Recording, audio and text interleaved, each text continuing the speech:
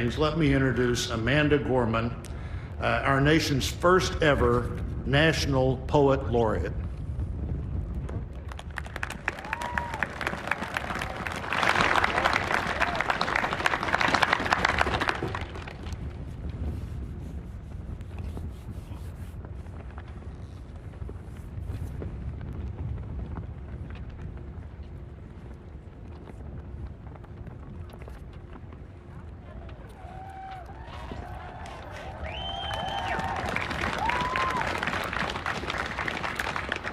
Mr. President, Dr. Biden, Madam Vice President, Mr. Emhoff, Americans, and the world.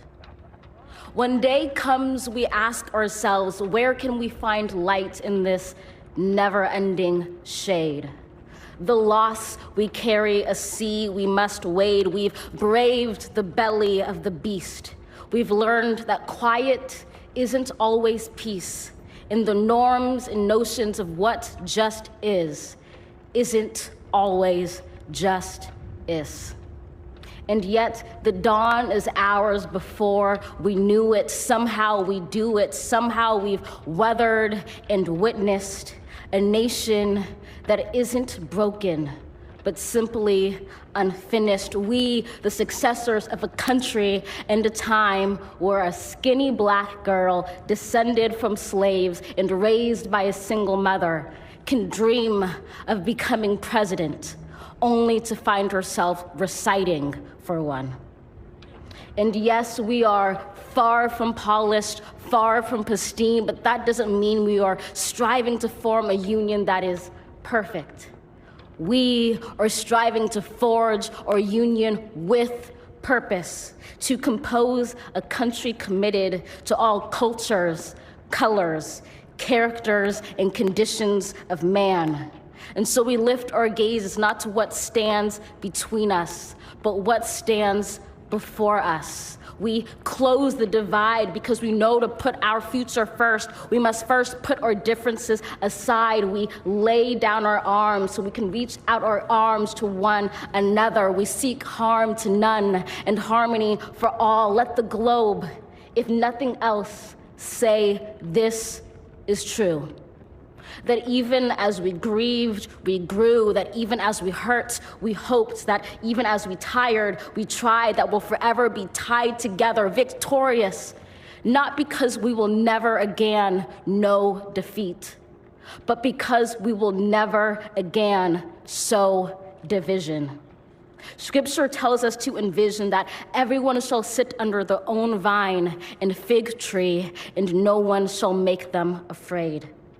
If we're to live up to our own time, then victory won't lie in the blade, but in all the bridges we've made. That is the promised glade, the hill we climb, if only we dare it, because being American is more than a pride we inherit. It's the past we step into and how we repair it. We've seen a force that would shatter our nation rather than share it, would destroy our country if it meant delaying democracy. And this effort very nearly succeeded. But while democracy can be periodically delayed, it can never be permanently defeated. In this truth, in this faith we trust, for while we have our eyes on the future, history has its eyes on us. This is the era of just redemption. We feared it at its inception. We did not feel prepared to be the heirs of such a terrifying hour, but within it we found the power to author a new chapter, to offer hope and laughter to ourselves. So, while once we asked, how could we possibly prevail over catastrophe? Now we assert, how could catastrophe possibly prevail over us? We will not march back to what was, but move to what shall be, a country that is bruised but whole, benevolent but bold, fierce and free.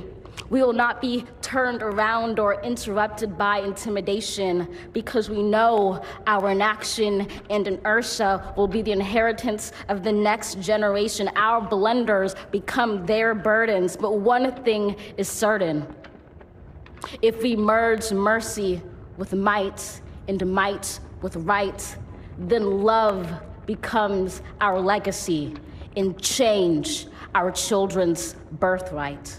So let us leave behind a country better than the one we were left. With every breath from my bronze-pounded chest, we will raise this wounded world into a wondrous one. We will rise from the gold-limbed hills of the West. We will rise from the wind-swept Northeast, where our forefathers first realized revolution. We will rise from the lake-rimmed cities of the Midwestern states. We will rise from the sun-baked South. We will rebuild, reconcile, and recover in every known nook of our nation, in every corner called our country. Our people, diverse and beautiful, will emerge battered and beautiful. When day comes, we step out of the shade of flame and unafraid. The new dawn blooms as we free it. For there is always light if only we're brave enough to see it, if only we're brave enough to be it. Wow. How's that for a national debut? Most of us will remember where we were when we heard Joe Biden take the oath of office, give his inaugural address. We will all remember when we heard Amanda Gorman speak to the world as America's first National Youth Poet Laureate.